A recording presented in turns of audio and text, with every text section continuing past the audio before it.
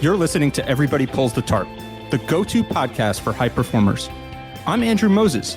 Each week, you'll hear my thought-provoking conversations with Olympians, pro athletes, CEOs, elite coaches, best-selling authors, and other high performers to uncover their secrets to success. Get ready to be inspired each week when we talk about leadership, teamwork, work ethic, and more. Are you ready? Let's go.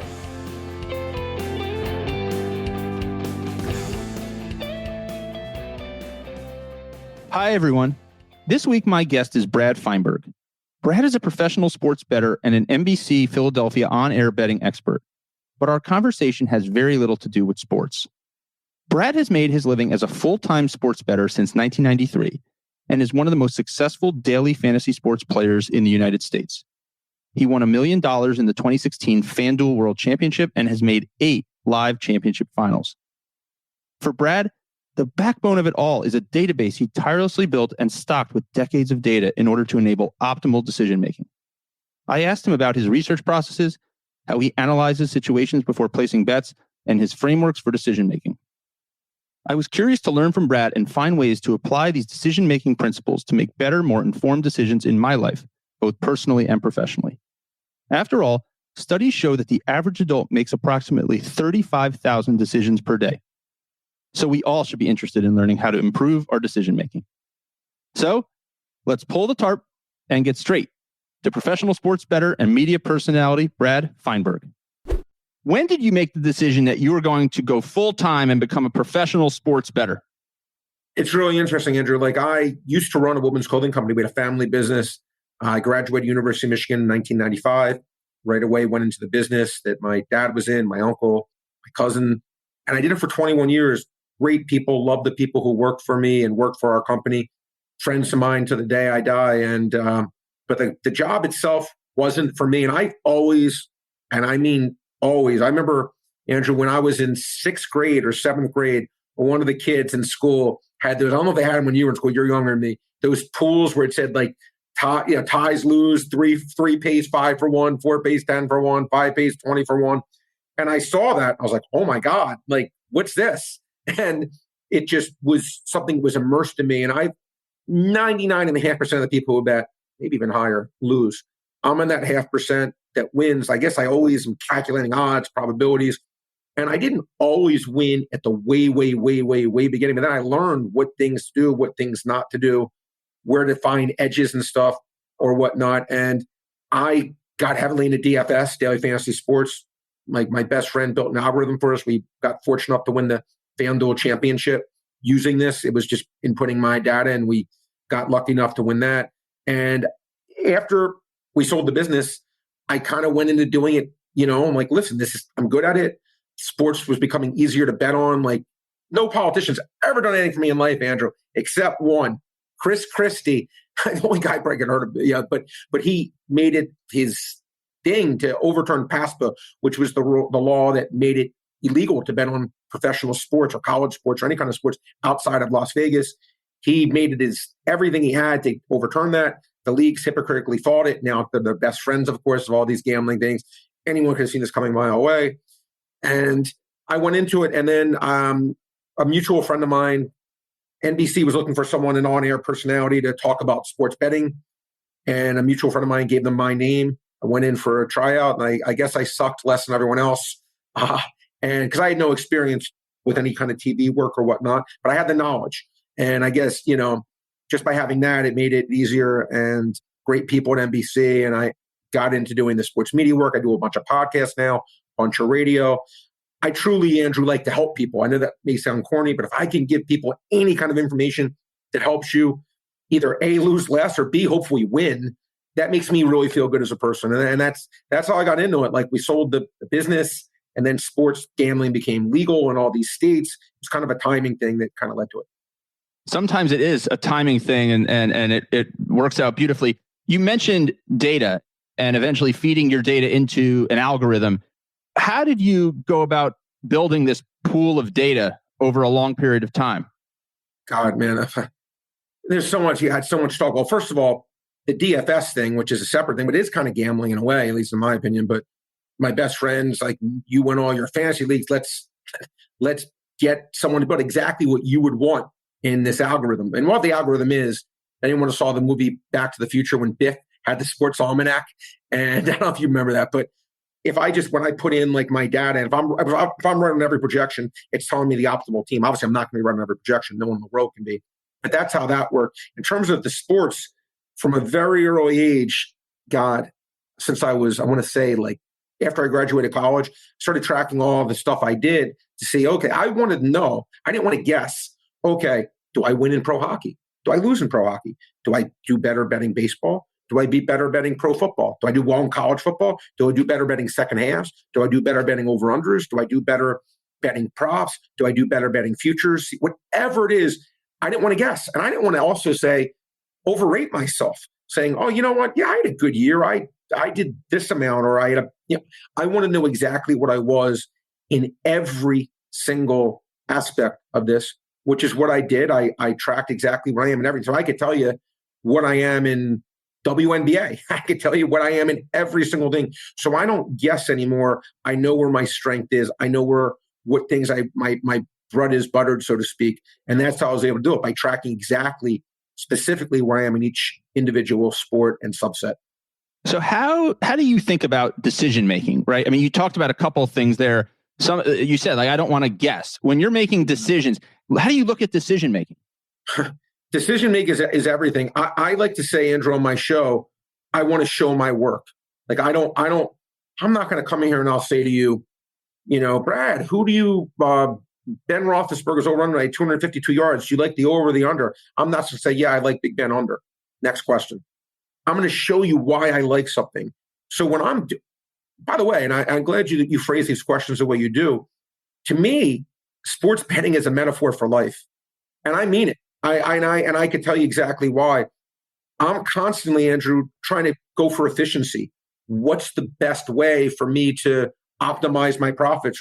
And it's like that in life too. If you don't smoke cigarettes, there's a better chance you're not going to get lung cancer. Doesn't mean you're not going to get it. You can't control that.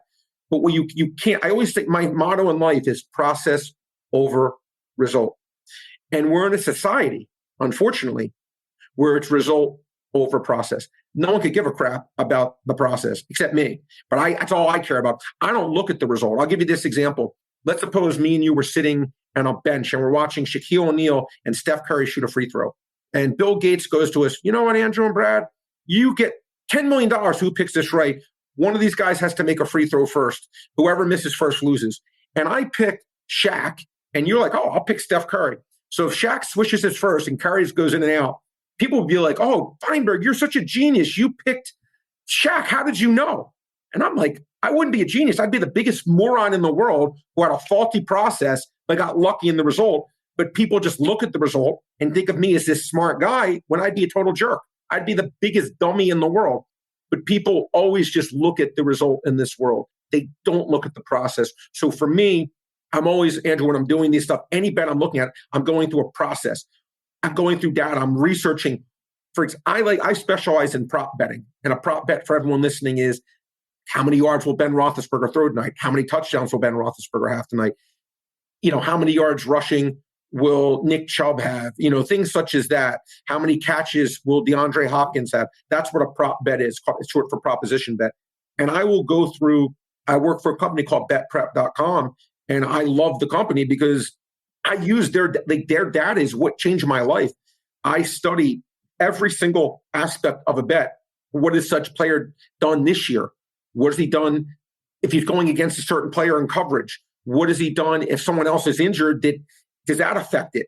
And I go through every single process to say, okay, what has he done his last 10, his last 5? Maybe it was a good bet its last 50, but his last 10, his last 12, it hasn't been. So I go through every possible thing, trying to poke holes in why I may like something. I'm like a lawyer. When I initially see something that makes sense to me, I'm like, okay, well, there must be a reason this line's what it is. Let me see what I'm missing. Let me disprove this bet. I'm looking to disprove why it's a good bet. And if I can't, that's why I know I have a good bet. How do you know when you've done enough research and enough thought into a particular bet? Yeah, it's a good question. Listen, I mean, I very, very, very rarely, Andrew, just make a bet. Sometimes because I know this stuff so freaking just cold, where the same bets for example, I don't know how much you follow the day-to-days in the NBA, but Jonas Valanciunas, they've made his over-under 10.5 rebounds a ton this year. And he's now 19-8 to the over. How do I know that? Because he was 18-8 yesterday, and I bet it yesterday and won. And before that, last year when this has been a 70% winning bet constantly through time of life. But for some reason, and I don't know why, they keep making his over-unders a lot, 10.5. And so something like that, I really know I don't have to really look much at it, because I know at every point of that life, from his entire career, basically, this has been a winning bet ever since he's established himself as a legit number one center in the NBA. But most times, I always just start from the beginning as if I never heard of the player. And I go through and I look at when these props come out, I make my own numbers. And I don't look at the number of what the sports book has. I'll look at, okay, Kevin Durant, let me see what he's averaging this year. Let me see what he's averaging his last 3, his last 5, his last 10. Let me see the defensive pace the other team allows. Is he going against a team like Utah, or is he going against a team like New Orleans? Is it going to be a blowout game? What's the spread in the game? The line is 14. He may not get those fourth quarter minutes, or maybe he's not getting those fourth quarter minutes. I'd like the under. So I'm looking at so many things, Andrew, that the average person like, Jesus Christ, how do you even enjoy your life? But for me, I enjoy it. Like, this is what I love. It's not even the money that I make doing it. I like being able to beat something that I'm not supposed to be able to beat. That challenges my mind, keeps me fresh. And that's what I like to do. But I will never, ever cheat myself and not put in the work. Because if I do that, then what am I doing? I do this because I want to win. Some people bet for action, Andrew. I bet to make money. How do you balance the data versus your gut instinct? Like, how do you reconcile the two? Let me tell you something. That, out of all the questions you're going to, that to me is right up there as the best one, because there's really no answer for that. And this is the part where I would say it's kind of like when you watch these football games now or whatnot. I'm a big believer in analytics, but I'm also a big believer you have to do it in a respectful way, not just default 100% to analytics, because there's a part of this which is a human. I always say all the time when I'm doing these bets, sometimes we as bettors, or as fans, not just bettors, like when Bryce Harper won MVP, did you see his speech by any chance? I did not. It got home to me, and I'll tell you why. You know what he talked about? He talked about how he got hit by a pitch and it messed him up. And because he's like, I got like, because me, you, and whoever else is watching these games, again, we treat it like a John Madden character. Like, Bryce Harper, he got hit by a 98-mile fastball. Who the hell cares? The answer is he cares. He cares. And if you got hit by a 98-mile-per-hour fastball, Andrew, it may put you into a shell. It may make you like scared to be at the plate. It may make you change your approach. It may do a lot of things to you mentally. And I try to always be respectful of the fact that we are not betting on robots. We're betting on human beings. So I try as best as I can to play amateur psychiatrist, keyword being amateur, but I try to really say to myself, I just can't look at the data. Sometimes you have to look at the human element, and I can't give you I just happen to be good at it. Why am I good at it? I don't know. Is it luck? Maybe. I don't know. But I definitely don't just look at the data, because I think if I only looked at data and I didn't just put a little bit of my feel into it and in terms of what I think by how a guy's playing, sometimes I think stats can be deceiving. Sometimes so I do much more data-driven than anything else, but I do have that human element that you mentioned that I like to try to look at and incorporate into my decision-making process. The exact percentage, I can't give you that. It's just kind of from having done this for 25 years plus, it's like, the Malcolm Gladwell thing where he goes, you put in 10,000 hours into something, you become an expert. You heard that. Yes. But I put my 10,000 hours into this. And I suck at everything else. But this is one thing I actually I'm good at. And it's because I've put in so much time doing it. To me, it's now almost like drinking water. It's second nature. You are very good at it. And you're also, I think, Brad, a creative thinker. And you try and think outside the box. Super Bowl 53, I want to talk about that a little bit. You made nearly a $50,000 profit on a losing ticket. How did you do that? Yeah, well, that was a crazy. Yeah, but before the year, that was the year that you're talking about, the Saints Rams. The Saints That's Rams. Right. Yeah. My biggest future that year, and again, what's cool about futures is, Andrew, each sports book will have a different line in futures, right? someone like one property may have the Saints at 20-1, another one may have 10-1. So the average person, you just go in and you see the 10-1, you're going to bet it. No, I'm not doing that. I check every freaking one of them out. Every one of them. Check every single property out to make sure I'm getting the best price. And that year, the Saints at 20-1 was my quote unquote all-in investment. During the year, that was the year New England and Kansas City and the Rams were in it. I'd added some on. I had Kansas City too. Kansas City was like my big team in the AFC, and they were a huge long shot. That was Patrick Mahomes' first year. But what I did was when the Final Four occurred, I always say, listen, just because this is one thing I think gamblers make a mistake, and especially recreational gamblers is, do you own stocks? Yes. Okay. Do you know when you get like your monthly thing, it'll say you own 100 shares of Microsoft. It's worth $62,000, whatever the heck it is, right? It gives you like a thing of what your value is. I want to say, God, on the Saints that year, I had a ton of money. I had at least probably 15 grand on them at like 20-1 odds or something like that. And they were my biggest position. And some people, when they have a big bet on something, they're like, it's the 11th commandment. Oh, I have this bet. I have to let it ride out. But what people don't understand is that Saints ticket, when they were in the Final Four, Andrew, had a value. It was like looking at a stock. If you're going to settle at, let's just say you had 15,000, it pays 300 at the way end. It's either going to settle at 300,000 or zero, right? There's no in between. It either wins or it loses. But at that moment, maybe the value of it was about 100,000 because they were favored to beat the Rams, and they would have been probably close to a pick 'em in the Super Bowl, whoever it was against. So maybe at that time it was worth 100, and I had money on the other teams at that point as well. But the Saints were my biggest thing, and I was like, you know what? I don't need to be a hero. They can lose this game to the Rams. This is going to be a close game. Anything can happen. And I figured out the math on it. I was getting a good return on my investment based on the math, what I thought the actual ticket was worth, based on what the money line I thought would be in the Super Bowl versus the money line against the Rams. And I wanted to, look, I made a good trade. I took the Saints big before the year at 20-1 odds. Let's live to fight another day. I don't need to go all in on this Saints team. Now, if I wasn't, suppose someone offered me like nothing. Suppose I thought it was worth, that ticket was worth, I thought it sold it for 60,000. Suppose I thought it was worth 90 and they're offering me 60. Would I have sold it? No, I wouldn't have. But if I thought it was worth a fair value, I don't need to. It's like if you run a business, do you want all your sales to be to one customer, Andrew? No. You want to spread it out. You don't want to have so much risk on one thing, because that's how you get in trouble in life. If you put all your eggs in one basket, I didn't need to have all my eggs in one basket on the New Orleans Saints when they're playing another team that won 13-3. And by the way, those are the things that are efficient markets. The NFL spreads, that's what the stuff that I try to do is everything but the spreads. Because the spreads, there's a few people that I know that can beat it. I'm not one of them. That's not what I do. What I do is everything. I try to go into the inefficient markets, the stuff that is more beatable.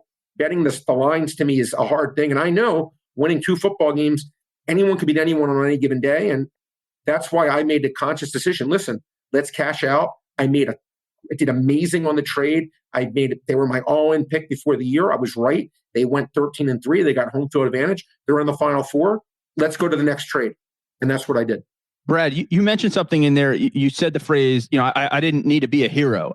I think so often, great leaders, great executives, great performers in sport, whatever it is, are people who can kind of subordinate kind of their ego, right? To say, look, I'm going to do something that might not be the most glitzy or the most glamorous, but I think this is best. This is optimized for these reasons, or this puts me in the best possible circumstances for those reasons. Talk about that for a minute. Is that something that's kind of always been innate in you, this ability to kind of say, hey, I'm not going to be a hero here. I'm not going to try and be flashy. I'm going to do the right thing. 100%. First, did you watch the Bills-Patriots game on Monday night? I missed it this Monday. The Patriots ran the ball, Andrew, 32 straight times. 32 straight times. I've never seen that. Because basically, Belichick was like, listen, this gives us the best chance to win. I don't care if I get laughed at. If I run the ball 32 straight times, people may call me a moron, an idiot. I don't care. I'm going to do what I think gives us the best chance to win, even if it looks, quote unquote, dumb or not right or not optimal. This is what I think is optimal. And yeah, listen, I have no ego. And what I mean by that is I learned in life early, there's a lot of people better looking than me, a lot of people who have more money than me, a lot of people who have a better job than me and have a nicer car than me. I accept that. I just try to live my life. And that's one thing in life I think people get the most trouble. And I can't tell you, Andrew, how many people I know. Johnny has this, Ted has that, Mary has this. Oh, why can't I be like her? Why can't I be like him? And I'm like, dude, like, who cares? Like, focus on you. I don't focus on anyone else other than me and what I can do to optimize my success, my family's success. And I think one of the biggest problems people get in life is they focus on comparing themselves to others and trying to outdo someone else. Oh, someone has 2 million. I need to have 2.1 just because I could have more money than him or whatever. Who cares? Like, that's really your end game. You've already lost to me. But I'm always looking to be the smartest person in the room, is the guy who's looking to surround himself with smart people. If you put me in a room with a bunch of people that know how to do stuff and are efficient, that's going to raise my IQ, right? Like, that's going to just surrounding myself with people who are intelligent. Listen, like when I'm getting my bets in, I listen to other people who do what I do at a great level. And I don't say, oh, I'm not going to bet that because I didn't originate it. Hell no. If there's someone I know who's really, really smart and is killing it and they can help me, I'm not like, oh, it has to be me or I can't do it. No, not at all. I don't care where. If I'm getting good information, I'm grateful for it. I'm always trying to optimize everything I can for me to benefit the most I can, however that is. I don't care if I'm the person if I'm the ringleader, or if I'm just in the last row, just still benefiting from it. I could care less. And I think when you see a lot of people in life, Andrew, they do have an ego and they need to be the person that everything revolves around or whatnot. They need to be just everything has to be around them. Look, I have two great parents, the best. And by the way, I hope everyone says that about their parents, but I really believe, hand on the Bible, that I do. And my parents raised me really, really, really well. They kept me grounded. They taught me right from wrong. They taught me values. And I'd like to think in my life, I'm humble because of them. And by being humble, I realize I can always learn. I can always do better. And again, when I speak to someone, I just did a video today before I was on with you, where I give my prop picks each week. And when I'm done the show with the guy Jamie is a great guy. I don't ask him which ones do you agree with. I go, tell me the ones you don't like. Because I could care less if you agree with. I like it when you disagree with me. When smart people disagree with me, that's what I'm like, okay, I love that. Like, enlighten me. What am I not seeing here? How can I get my process better? Where, you know what, Jane, like, there was an interesting one I did a few weeks ago I do a podcast with a guy named Michael Salfino, a brilliant man. And one of the props I gave was Rob Gronkowski under 56.5 yards. By the way, he finished with 57. But he said to me why he didn't like it on air was, Brad, he's tied with Tony Gonzalez for the most 100-yard games. He's like, and Brady, Gronk could be his last year, could be Brady's last year, who that knows. I'm sure going against Atlanta, bad team, maybe this is the spot, a narrative where Brady wants to get Gronk that 100-yard game. And I thought about it. I'd already put in the bet, but I really thought, I'm like, you know what? That was something I didn't think about. That was a narrative that didn't cross my head. And I actually thought it had some merit to it because I could see, because he's tied and it could be his last year, Gronk, that maybe they want to get it to him. There's only a few games left in the year. They're a double-digit favorite. This would maybe be the optimal time to do it. So I loved that he brought that up to me. And I'm like, wow, I missed that. I missed it. Next time I don't want to miss it. I didn't research that. I didn't know that. And I love that it was brought to my attention that I did miss that. That's the stuff that makes me feel like, yeah, they challenge me. Don't kiss my butt. Tell me what I did wrong, not what I did good. How do you filter out who you take advice from and who you don't? That's a curiosity I have about your world. How do you? So many people want to give you advice. How do you filter it out? Well, I mean, I'll be honest. There's just such a few lists that I'm going to take it from people who I know in the industry, who I just know, and I know they have a track record, right? Like, I'm sure, like when you speak to, there's certain people in your life, in your world, that just by having interacted with them, how valid the data is. What are the chances of it being correct? No one's 100%, but I surround myself with other fellow pros who I know are good. And how do I know they're good? They've proven it to me. They've showed their work. They have given me stuff. I've tested it, and I've seen how good the stuff is. I'll be honest. And if you were, and I don't know you, like in terms of like, I know some of the other guys in terms of sports betting. If you said to me, Brad, I have this great bet tonight, whatever the heck it was, you're the nicest guy I've met, but I'm not betting it. No offense. You'd have to show me over time how your methodology, tell me what you did this year, what did you do last year, what did you do in the last 5 years doing this stuff? How did you get to this point? Like, and these are people that I'm ever taking advice from that have done this, that have been in that arena, so to speak. So for me to do that, it takes a lot. And the answer is it's a short list, Andrew, a very short list. Brad, I want to break down your day a little bit, like a day in the life of Brad Feinberg. You know, everybody is sitting on the side watching you or listening to you might be thinking, I would love to be a professional sports bettor. You know, I get to watch a lot of sports. I get to think a lot of sports. You know, I'm a sports fan, but it is a lot of work based on what you're telling me here. Just take us through like a typical day. What are you going through? How are you processing information 24/7? What is it? Yeah, well, it's interesting. I had a friend of mine came to visit me from Florida, and I've known her. I met her on a trip when I was in Italy back in 1992, and she was visiting her kids, and she was in the area, so she stayed with me for a few days, and she's like, Brad, she's like, I got to tell you. She goes, I had no idea how busy you were. She's like, this was a real eye opener for me, because I'm getting calls, Andrew, like I must be on the phone 300 times a day. I feel bad. Like my kids sometimes like, Dad, why are you on the phone so much? And I do feel bad about that, certainly sometimes, but I'm always on the phone with other people who I do respect doing this with. I'm constantly doing research. Like, again, what I like to specialize again is the prop betting world. That's what I'm good at. That's what I really enjoy doing. So takes time to do it. Like, I'm constantly on the computer saying, okay, like, you know, LeBron James's, rebounds tonight, I'm making it 6.5, and I think it should be juiced minus 120 on the under or whatnot. And then I'm doing all my work, and then I have to see when the numbers are out. Okay, what did the sportsbook post number of that? Then I got to try to get down on these bets, which, by the way, that is all these commercials with these casinos when they're like, oh, come bet with us. Well, it should say, come bet with us until you start winning, because they cannot handle 99.5% of the people winning.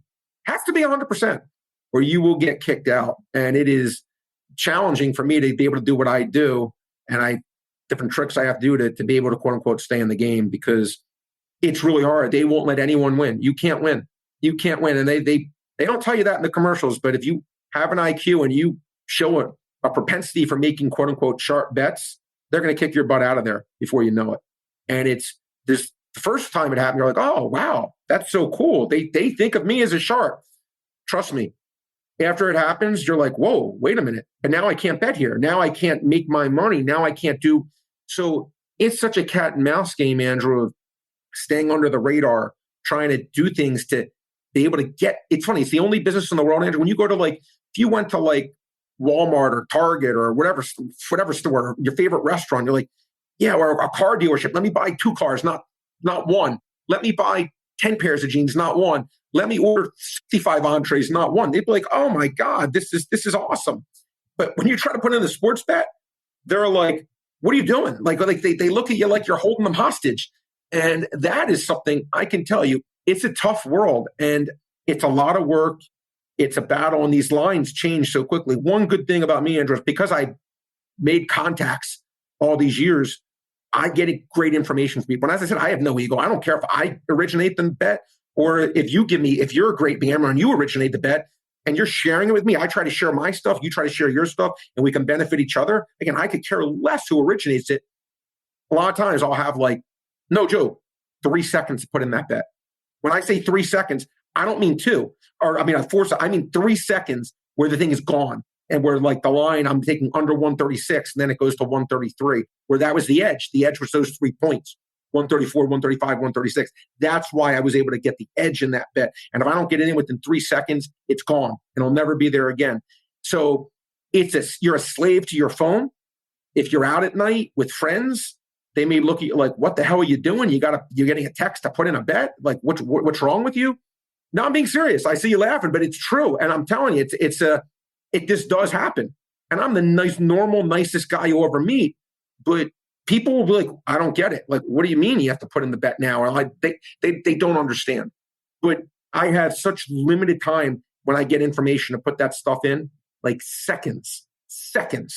So you are a slave to your phone. You are a 24/7 job. There is no off day. There is no, heck, when I'm in the shower, I freaking feel like I have to take like an 8-second shower, because I don't want to miss that next bet, that next play, because when you know you have an advantage on something and you're missing it because you're not available, then you're hurting your livelihood. Brad, there are so many principles here that I think apply to other aspects of life, business, sports, wherever, right? We've talked about decision-making. We've talked about being humble. We've talked about kind of being open to fresh ideas and innovative thinking. I'm curious, before I let you go, Brad, if you had to boil it down to one thing that has made you successful in this over the last 25 years, what is that one thing? I love it. Honestly, I really enjoy it. I enjoy the process. I don't need to take a shortcut. That may sound like so simple, but I enjoy doing the work to get, again, I enjoy the process to get to the result. If I didn't enjoy the process, like some people, most people, almost everyone, they're not going to want to do the research. They'll just be like, who do you like? LeBron over 24.5 or under. I don't want to go through an hour of research to make that stupid. Just give me the over and under. I just want to root for it and watch it. I don't care about the process, the work. I like the work of actually getting to the point of what I do. I like figuring out what the right answer is. And that, just because I like it, because if I didn't like it, I think anyone can do this if you really enjoyed it and put in the time. But I enjoy it. Like I don't want to be a scientist. I don't want to be an English teacher. I don't want to be a car salesman. That's not what I love. I love sports. I would have loved being a sports general manager or something like that. That's something I would have had a passion for too. But because I like sports, I like numbers, I like probabilities. It's just, I enjoy it. It's in my blood. And it's that enjoyment and enjoying the work. Enjoying the work, Andrew, is why I think I'm successful. Because I didn't enjoy the work, I would suck at it. And I would be half-assing it. I'd be taking shortcuts. I call it paying the toll. If you don't pay the toll, you're not getting over the bridge. Brad, that is a perfect spot for us to end our conversation. That lesson is so important to anybody, wherever they are in their life, their career, no matter what you're doing, right? If you're not willing to pay the toll, you're not going to get over the bridge. You said it earlier, process over results. And for you love the process and you love doing the work. This has been so much fun. I've learned a ton. I could go on with you for hours, Brad. I could keep asking you questions, but I know you have bets to make and research to do. So I do. Keep pulling the tarp, Brad, and we'll have to catch up again soon. I appreciate it, buddy. I really enjoyed it, Andrew. Thank you so much for having me. Anytime you want me, you got me. Thank you for joining me this week. Be sure to subscribe in your favorite podcast app so you can catch all of our upcoming episodes. And if you are like me and want a world full of tarp pullers, then leave a review to help others find us.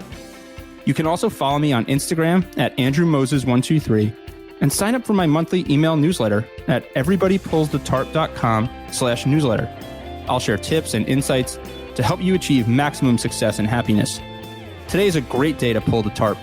I am rooting for you. See you next time.